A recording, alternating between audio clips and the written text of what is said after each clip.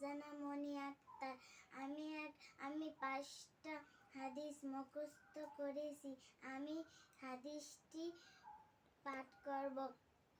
1 number হাদিস শরীফ, Achilles দিনাকা ইয়াকফিকাল আমালুল কলিল।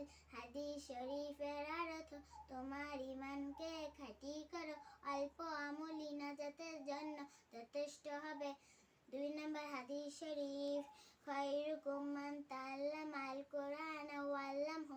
হাদিস শরীফের অর্থ, তোমাদের মধ্যে সর্বোত্তম যে কোরআন মাজিদ শিক্ষা করে এবং শিক্ষা দেয়। 3 নাম্বার হাদিস শরীফ, তলাবুল ইলমি ফারিদাতুন আলা কুল্লি মুসলিম।